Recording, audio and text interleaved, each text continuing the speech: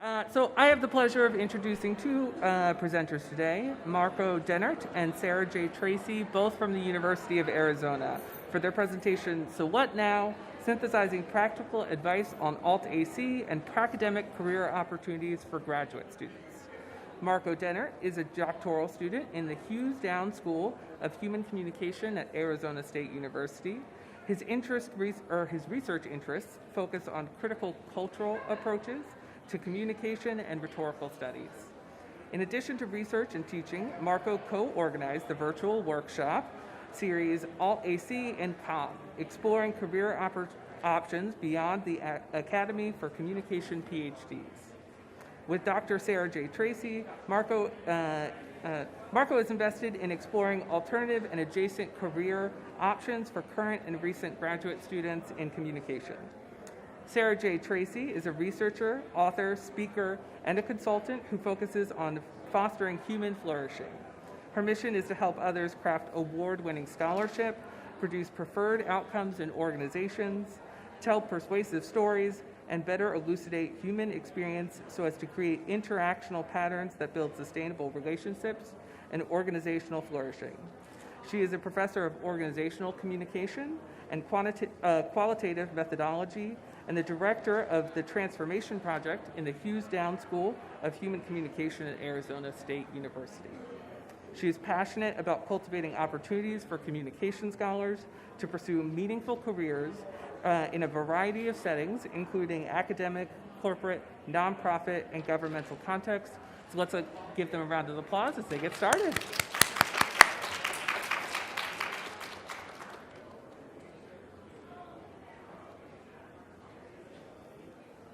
All right, thank you, Will. If you could see me, you'd see a big smile on my face, so you just got to imagine it. So we're so happy to be here, and thank you, NCA, for providing the Advancing the Discipline grant that allowed us to make this happen, as well as the Transformation Project at Arizona State University for supporting us in this. So, y'all, we have a problem in higher education, and that is an ever-burgeoning number of doctoral students, the left-hand side of the screen, but a dwindling number of high-paying tenure-track jobs. Although this particular year seems to be an exception, over the last 15 years, we have seen an increasing number of hiring freezes in more adjunct and instructor positions.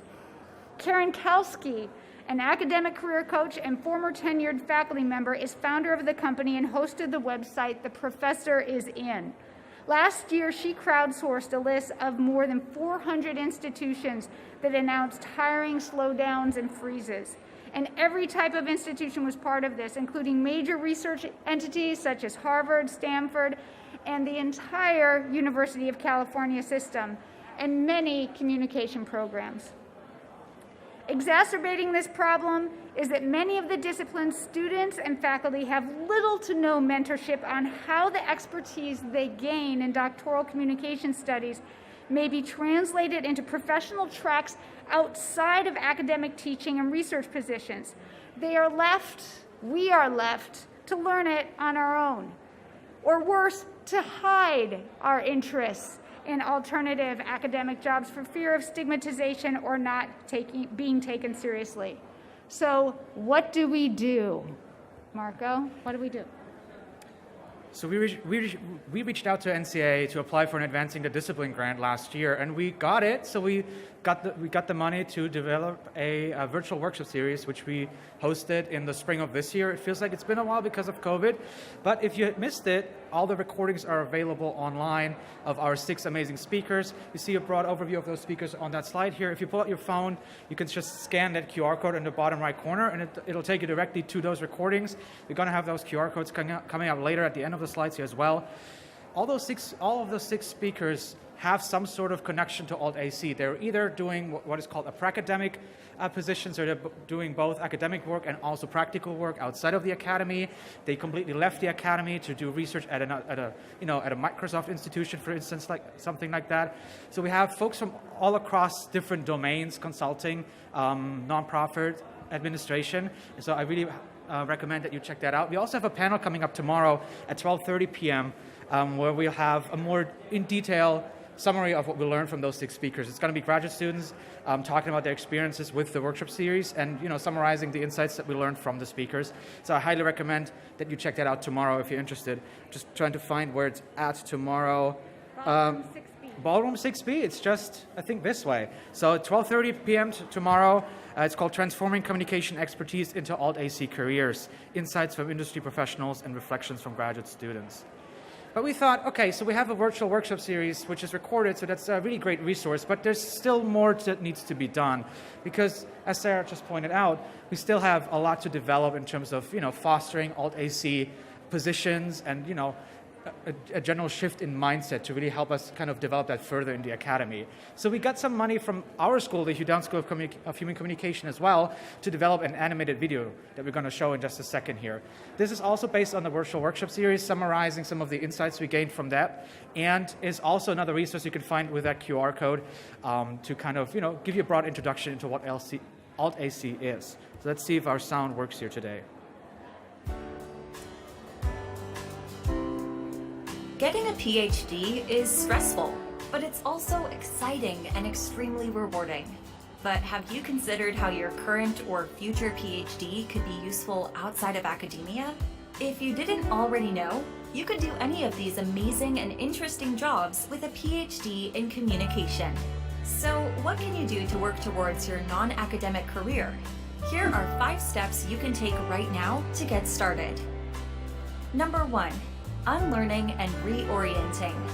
Leaving academia is not bad, but it is a big change. Communicating with clients is different to communicating with students. So take time to understand your non-academic audience so you can speak to them in a way that makes sense to them on the platforms they use.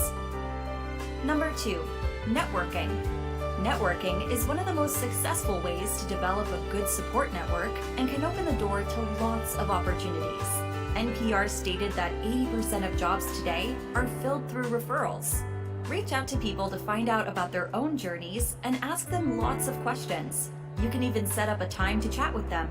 But don't directly ask for a job interview. Networking is about introducing yourself, making a connection, and learning about people and their jobs. You can use a range of resources to reach people, such as your campus career service, assistance from your professors or department, or via LinkedIn, Slack, or Facebook groups. Number 3, translating. Forget the CV, but instead, create a one-page resume which is tailored towards the employer. Learn the terms of the industry you are interested in to increase the relevancy of your application. Consider your strengths and transferable skills. The key is to explain them in non-academic terms. Remember, you know a lot. Now's the time to sell yourself. Number 4, visibility. Make yourself visible, approachable, and willing. Find some jobs you want to apply for and fill out the applications comprehensively. You should also shift your focus from research to developing the relevant skills and expertise which will help you in your future non-academic career. Number 5, relearning and refocusing. Lastly, as you are getting ready to apply for job positions, it's time to learn to speak practically. Learn about the vacancy, company, and team culture, and from this information, create a killer elevator pitch. You could even create different versions to suit different situations, from 20 minutes, 5 minutes, or even 20 seconds. Think about ways you can implement the things you love about academia into your new career, and your enthusiasm will shine through.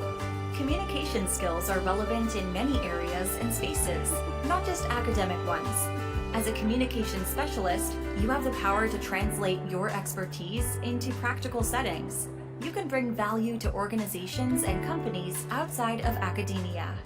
Your future employer might just not know about it, so it's up to you to make yourself visible.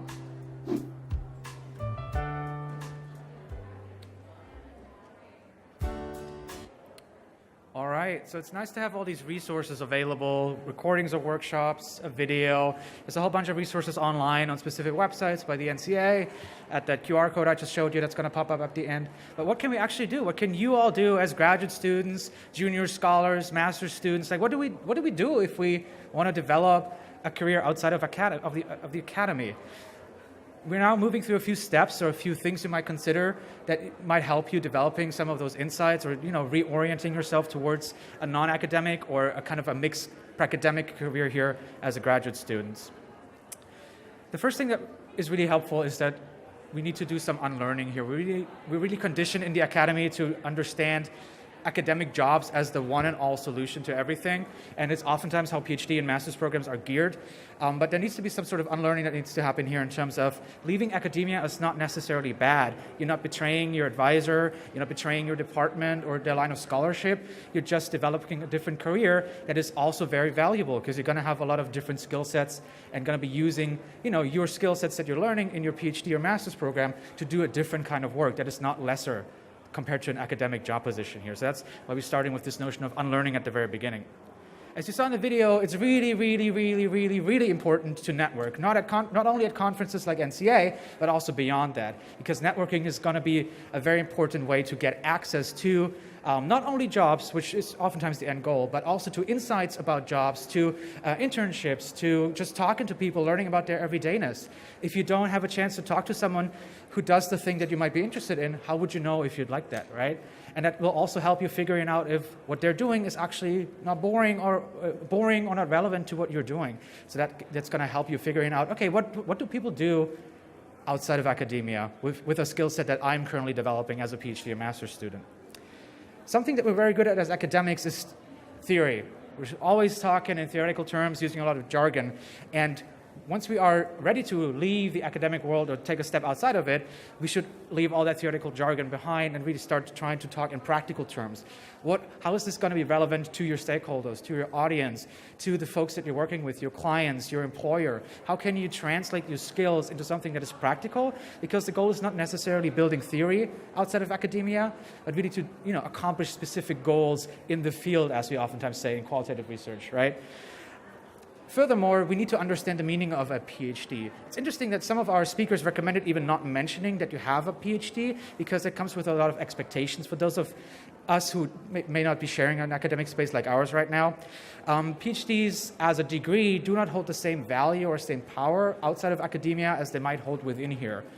So really try to understand, okay, what type of skills am I learning in my PhD or master's program, and how can I translate those to really talk to my employer practically, to my clients practically, because they're not going to be attached to a specific degree that you have. They're more so interested in what skills you can provide and how you can, make yourself valuable to the organization, be it for-profit or non-profit. Can I add something? Yeah. I was just going to add, in terms of networking, I think we get beat into our heads that as academics, or at least I did, that LinkedIn is kind of this space for not academics. And academics, if you want to have a non-academic career, that is the place to go. And I've always thought of LinkedIn as this sort of spamming machine rather than actually a place to go to connect. You can turn off your automatic notifications on LinkedIn. I invite you to friend me if you're not on LinkedIn yet. I'm connected to most all these people that we did workshops with, and so you'll have a couple degrees of connection there, as well as the doctoral students who took our module on this. And you'll see the ways that they've developed their LinkedIn profiles, and there's a very good activity in terms of finding people where you like their profile and thinking about how can you recreate it. And it's so different than a regular CV. So different. You highlight the skills, those methodological skills and so on, and people care much less about the theories and literatures and so on. Also, Twitter is a place. If you put in hashtag #AltAC, you can get connected to these people like Karen Kelsky, who I quoted at the beginning of this presentation. So learning how to network in those spaces, it is a different way of connecting, talking very short, and presenting yourself differently than you're going to be here. Yeah, and absolutely. And networking feels super strange, right? You're just reaching out to a stranger in person or via LinkedIn, being like, hey, I like what you do, or it seems interesting. Can we like have a chat over coffee or like a Zoom phone call or something like that? But the more you practice it, the better you will get at this, and it will come more naturally to you as you're talking to folks. And then in the end, a network of folks might lead to job opportunities, you gaining more insights about what's out there. Just being connected to folks really helps you kind of develop, your network outside of academia. So as graduate students, how can we work towards that? It doesn't matter if you're starting a PhD or if you're towards the end of your PhD or just a junior or already a junior scholar. There's a few things you might be able to do right now, today. One thing that our speakers recommended is to quantify your work. That means making it legible to non-academics in a particular way. How many students are you teaching? What and things like that. What are your student evaluations? What do they look like? You can quantify that. You can save the receipts. That's also a phrase from our speakers here. In terms of like recommendation letters, you're getting the student evaluations, I already mentioned that, but like really trying to allocate like a portfolio of what it is that you know and what you do and how you do it well, really trying to gain some evidence and saving the receipts, because that's going to be helpful to make yourself and your skill set legible to folks outside of academia who might not be interested in reading a 20-plus page academic CV, which is really custom in our field here, right? It could also be saving notes from students if you get like nice feedback or a nice email from a student. So really trying to like save all the receipts you got as you're developing towards that. We already mentioned creating a strong network. One strategy you might be choosing right now today is what is called an informational interview. This is not asking for a job, so I want to be very particular here.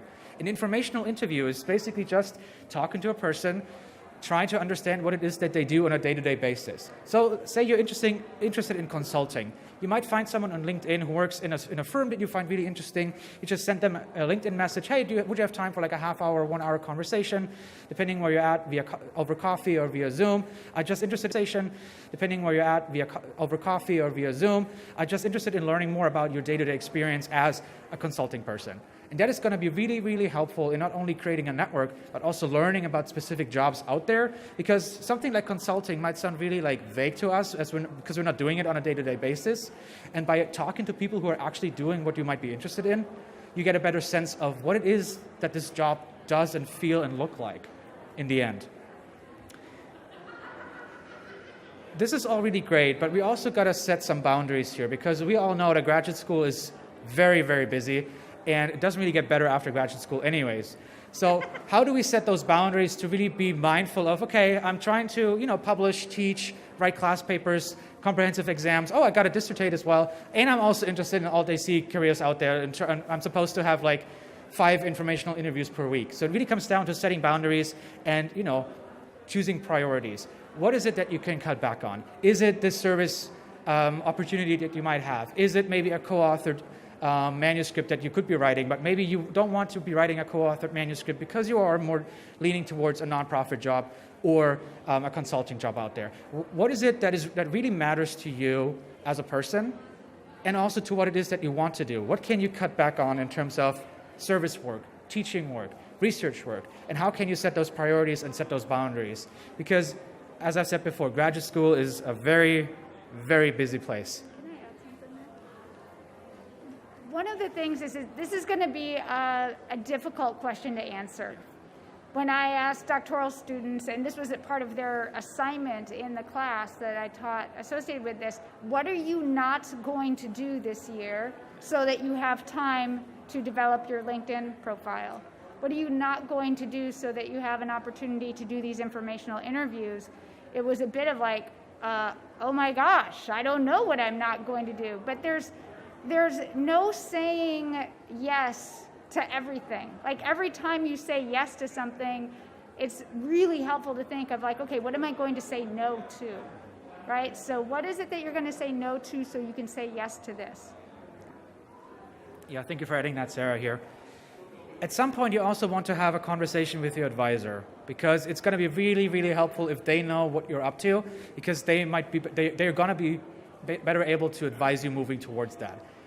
Sarah's going to talk a little bit more about the advisor perspective in a few minutes here, but we really recommend reaching out to your advisor as soon as you can, as soon as you might have, figured out, oh, I might not, want to pursue a professorate after this. I might want to go to consulting or nonprofit.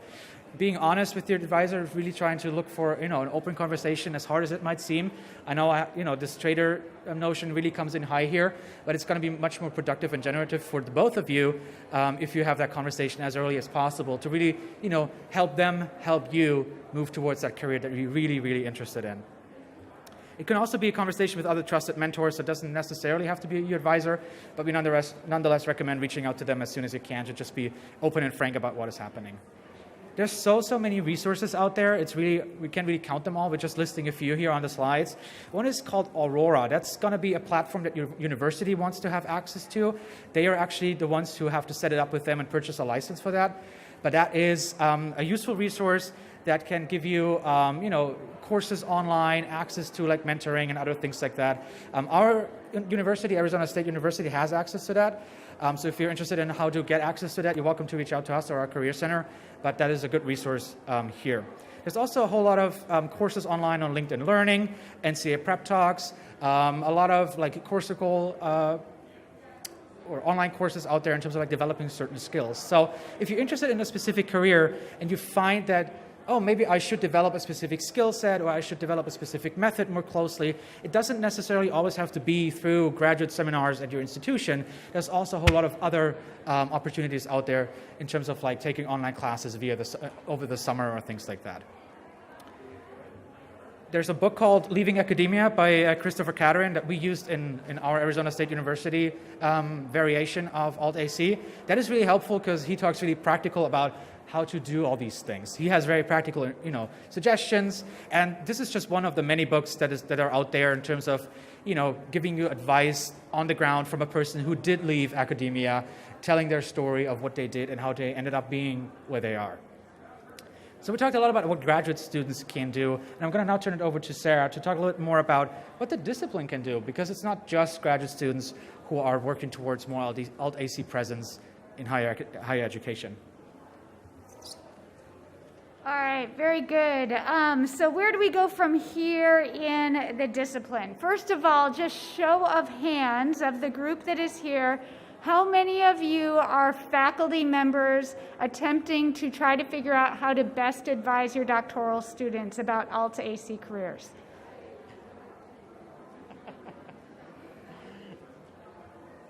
All right, so we have one.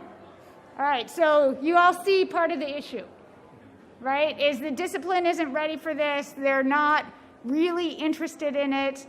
And so we've got to cultivate this somehow. And so hopefully somewhere on this NCA recording or somewhere we can continue to develop this. But I have a few ideas, and maybe you can educate up at your institutions. So there is a need for advisors, mentors, and directors to change their mindset about alternative academic careers. We need more programming, more funding on departmental, regional, and national levels. And I thank the National Communication Association for live streaming this session and our one tomorrow. There's only a few things that they're live streaming. So the NCA has taken this Alt-AC focus seriously and have invested in it, invested in us, and put things on their website and so on. So thank you, NCA. We can also continue special workshops and panels at conferences focused on Alt-AC career paths. But this is difficult because to get, for instance, our panel tomorrow, we have the names of all the people who came and did workshops with us, and we're talking about the expertise they provided, but they would have required such big honorariums to actually come to NCA that they are not at NCA. And so really taking seriously, if we want to pave the path for Alt-AC, we've got to have departments and discipline professional associations invest some money, because these are people that are busy people who aren't themselves going to get a lot out of coming to NCA in terms of their own career. But there's obviously a huge interest from people about how it is that we can create those paths. It's also creating space for Alt-AC work and independent work in graduate degrees, and having classes that are about this and bringing in professionals. and a focus on master's students in addition to PhDs, and hands-on workshops on resume building, networking, and interviewing. And there is such a different way of speaking and being in an alternative space compared to an academic space. I was flabbergasted. I remember when I read in Catherine's book, like, actually, if you're going for a job, don't say that you have a PhD. And I was at home reading this, and I went, oh my gosh, don't say you have a PhD, but I've worked my entire life. Or, but that, I mean, simple things like that would never occur to most academics, right, that can be really stand in your way. So we wanted to let you leave here with a couple tools as well. And by the way, I know that we are scheduled to go till past, but we're going to go a little bit later than that if you need to get up and take off. It was great to see you. We're going to do a little exercise. So grab a pen or your computer, your phone. Yes, yes, it could be your phone. And thinking about what is your purpose and how you might be able to say this in a very short way. All right, so first I'm just going to go through what the queries are here. So the first is to list 2 of your unique personal qualities. All right, 2 of your unique personal qualities. So they could be things like enthusiasm and creativity, or discipline and earnestness. It could be whatever your 2 unique qualities are. And try not to be too clever about it, right? Just go with what comes up first. And then next, list 1 or 2 ways you enjoy expressing those qualities while interacting with others. Right, so it could be like and you could start it with the word to. So like to support, or to inspire, to entertain, to lead. Yeah, great.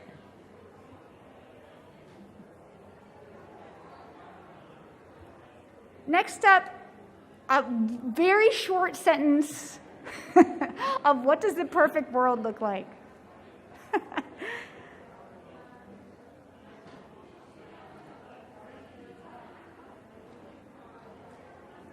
So an example for me might be, everyone is expressing their own unique talents, working in harmony and expressing love.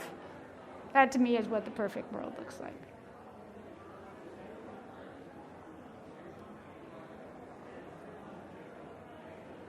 Okay, and then putting it all together, here's an example. My purpose is to use my creativity and enthusiasm, so those first 2 qualities, to support and inspire others, that's the second bullet there, to freely express their talents in a harmonious and loving way.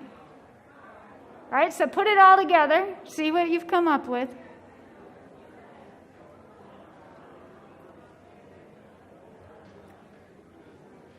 That's not actually my purpose. Yeah, my purpose is to use my discipline and optimism to teach and strategize with others so they may playfully work toward achieving a goal or solving an organizational, social, or personal problem.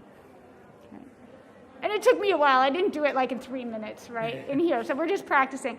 So for just a moment, just turn to someone, well, actually, on your own, think for a second, how could this purpose be relevant inside the academy and outside the academy? So look at your purpose. How could it be relevant inside and outside?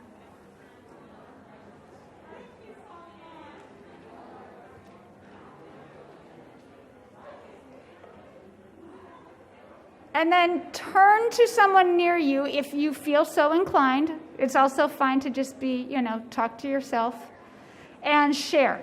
We'll give you like 2 minutes to share what your purpose is and what you're thinking about how it could be applicable inside and out.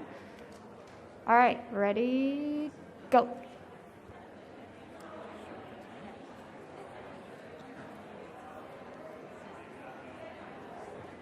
All right, please finish up and thank your partner for their brilliant purpose in life.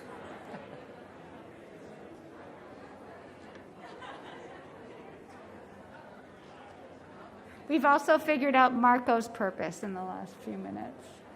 It gave me chills. I liked it. I liked it. All right. Well, y'all, I hope, if nothing else, that kind of provided a little shorthand of how you can start thinking about your vision and purpose and how it can be connected both inside and outside the academy. Do you want to finish this up here, Marco? That's good. All right. Go ahead. Yeah, so once again, thank you so much for joining us this morning here. We know that this panel can only do so much. So we have a bunch of QR codes up here for additional resources. Once again, we have that panel coming up tomorrow at 12:30 p.m. In Ballroom 6B, where we're going to be talking in much more detail about that specific virtual workshop series. We highly invite you to watch the animated video or the virtual recordings online, and reach out to colleagues, your advisor, us if you're interested in doing so. And maybe something you could do while you're here at NCA is just pull out your phone, download LinkedIn, use one of your best photos, and just start working towards crafting your LinkedIn profile. That could be something you could do in between panels or during a panel, depending on how interesting it is. And you could start working towards that. Thank you so much for joining us here. I'm going to say one more thing. Also, if you want a class that's similar to the class that I taught at ASU, under the learning resources, I have all my syllabi, including the syllabus and the activities that we use for the 1-unit modules. And that's free for anybody to use, so feel free to use that as well. So that's all. That's all we Thank you have. so much. Thank you so much, everyone. Have a good day.